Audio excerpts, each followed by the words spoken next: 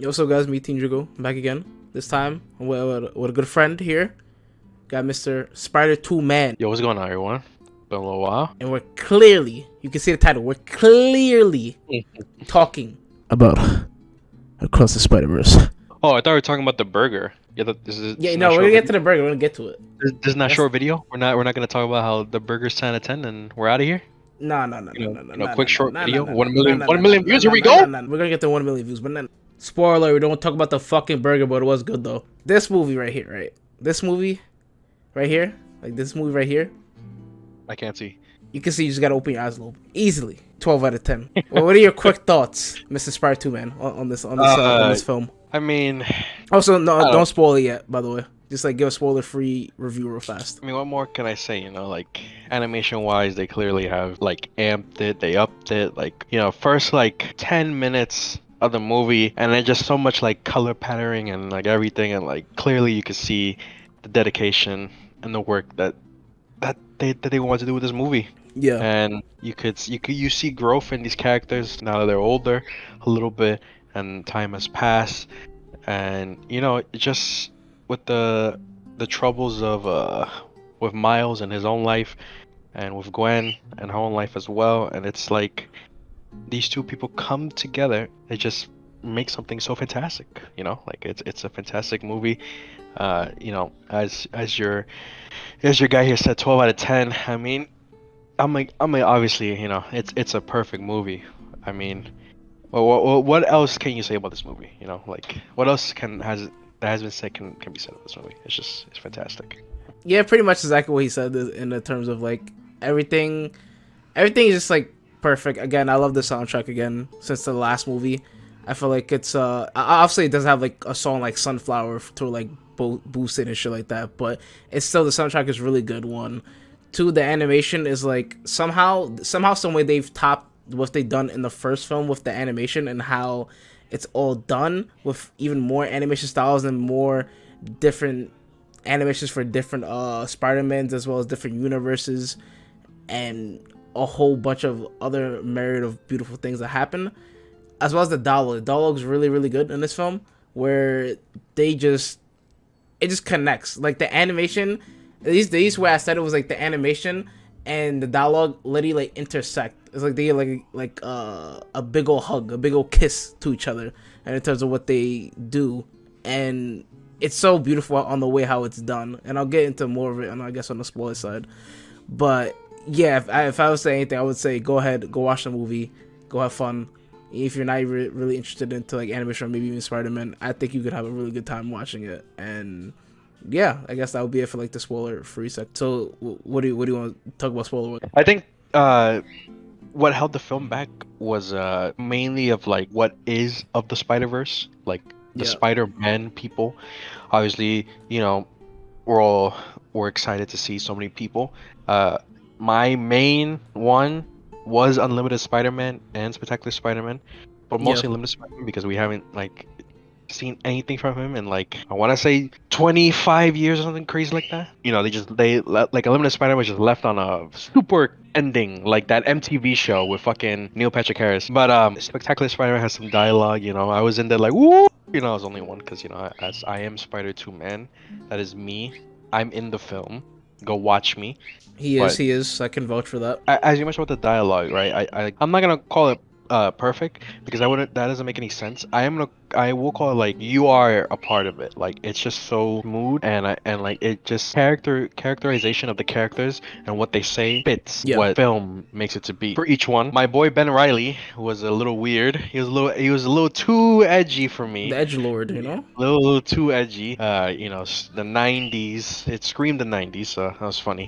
They changed up Miguel. Miguel to me was always been kind of goofy. I think him being so serious was a great thing they did. It's just like especially with the change of his origins and just all that. Also, quick side note, real fast. I would also want to say I was wrong about Miguel. Apparently, he's like that, but like towards the end, like probably in the recent years, like he gets that serious and stuff like that. But yeah, you were saying. So and the film didn't even feel like the 2 hours. Like it just felt so fast. Yeah, really fast. If there's a Spider-Man I really want to see, it would definitely be Christopher Spider-Man. from the 90s TV show Yeah. because I feel like he is really the one that started it, and he literally is left on the cliffhanger for looking for Mary Jane. And I feel like he needs to show up at least. Okay. Metro Boom, Make It Boom, Metro the Boom, make cringe. it boom, make it boom boom. It's good. I like it. Him being in the film was pretty funny. It was cool.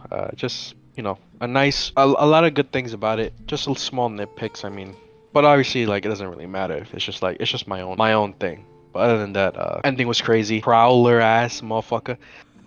Sinister Six Cartel, Breaking Bad. Very cool stuff. Very cool, Kanye. Yeah, yeah, yeah.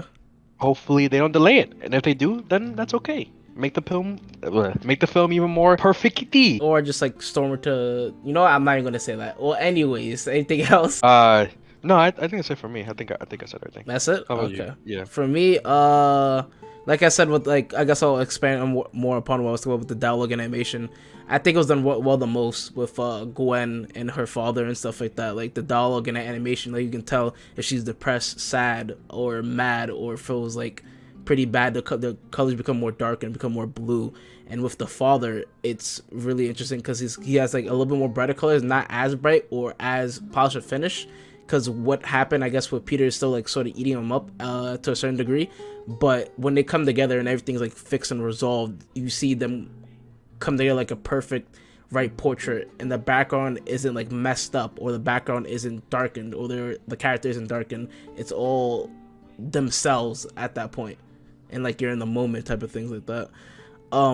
What also happened that was pretty fire, I would say, would be I do love all the Spider-Man in there. I would say my favorite one would probably be Punk. I love Punk a lot. He was like the clutch character of the whole movie.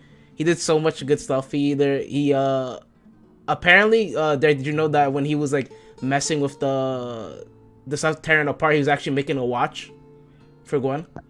No, I didn't know that.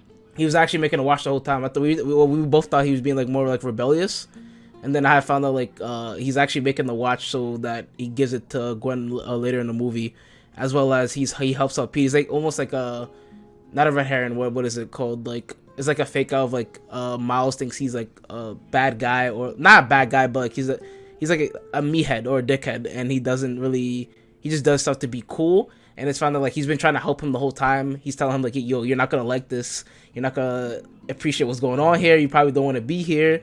And then he's telling him the little tips like with his fingertips and stuff like that, so he can fully like get out of the cell. And then he's basically by with all the Spider people by the end of it. And also I did like I guess a change with Penny Parker with her little Evangelion mech is now here, which is pretty good. Okay, yeah. I do like that a lot because her story basically is sort of like Evangelion, which is really cool. But I like Miguel. I do really like Miguel. He's like a close second for me. With Miguel, it feels like he has a reason what he's doing. It's like he's an antagonist. He's clearly not a villain. He's just an antagonist. He doesn't want anything else to happen to anyone else's world, and he's just literally trying to get it through Peter. And I felt like he probably would even probably attempted to kill him because he did already attempt to like kill Vulture and stuff like that. Even though like Vulture technically speaking wasn't even as bad or wasn't doing anything as crazy as what Miles is doing. So I felt like he probably would have went a little bit too overboard. He definitely has his anger issues and all these different raw emotions that he's going through, and he clearly isn't over it. So that's sort of affecting everything that's happened as like a tailgate and stuff like that. Also feel like I guess in this movie I do like the switch up of Peter B. Parker as well as Gwen. How in the first movie Peter B. Parker's in the passenger seat and Gwen's in the back seat, and then they switch positions now, so then now you get more information, more of their lore, more of who they are as a person, basically between the both of them now. And I would say I guess I wanted Peter B. Parker to have a little bit more. I still want him in the backseat, but like I want him to have a little bit more put into the story, which I'm assuming is gonna be in the next movie with like all the Spider characters. That's the little Spider group that they have now, which is also pretty cool. And what else? What else will I say? The Earth 42 reveal was really really good. That was like something that no one was really expecting. Of like, hey, you're on the Earth for the Spider because the Spider bit you, and it was an amazing twist and reveal. And even him just trying to come out and tell like his mom like, hey, I'm Spider-Man type of thing. And she's like, yo, what the fuck are you talking about? What's this guy talking about? This guy's crazy. It It was pretty funny, and also just again the twist of Miles was amazing. So yeah, I don't think I have anything else much to say. I like everything. This movie just again 12 out of 10, 12 out of 10. So anything else, Derek? Anything else you want to say? No, I think that's about it. I mean, I think you pretty much touched on everything. So, yeah, Just on everything. I agree. Perfect movie. Great movie. Can't wait for number 3. Super Okay. excited. All right, can't wait for number 3 as well. All right then. Thank you guys for watching. Thank you guys for enjoying this day, and I'll see you guys in the next one. Goodbye. Say bye, Derek. Yeah. Alright, I killed him. Alright, goodbye. Okay, wait, hold on. It is the end. My bad, Derek is not here, but I came back a few hours later and I didn't want to expand upon something else real fast. I did want to quickly talk about, so my bad to Derek. But I want to say why he isn't Spider-Man. Wait, hold on. You have the goat on the screen. Take the goat off. That's fucking the goat Spider-Man. Take him off. I'm talking about him, Miguel O'Hara. Why Miguel O'Hara isn't Spider-Man? Now we talk about the obvious things like, oh, the way I guess he acts nowadays, or as well as the whole like sort of syndicate he has, or I guess organization of all these Spider-Mans that he has, and more I guess sourpuss attitude or way on life that he's treating everything from now on for obvious reasons because he's obviously lost his family, stuff like that. But I want to talk about the way he says his words or the way he says things, and that's extremely very, very important, especially in the terms of Spider-Verse where every little thing is important.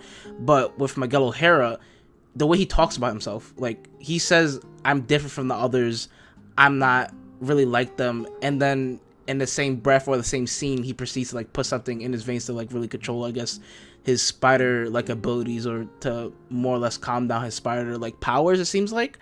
And then it's another moment where I feel like he's talking about himself mostly when it comes to especially Miles, when he tells him like, oh, you're not Spider-Man, or oh, he slams him down and he's saying like, you're a mistake, or you shouldn't have happened, it should have been the other guy, that other Spider-Man's dead. He probably also had like maybe a friendship or a kinship with him, who knows, with that other Spider-Man. I have no idea, but I feel like he just sees himself in Miles, like the way he tried to change things, like he tried to change things, which is going on right now, and he's just realistically talking to himself, and at the same time doesn't want to see another version of himself around just like that, like a sad, messed up version. Well, that's all I want to get off my chest. I just had a little small little epiphany. I did want to add this like small little part to the video, but that's realistically it. I'll see you guys in the next video. You guys have a good one. Have a beautiful one. Stay blessed. Goodbye.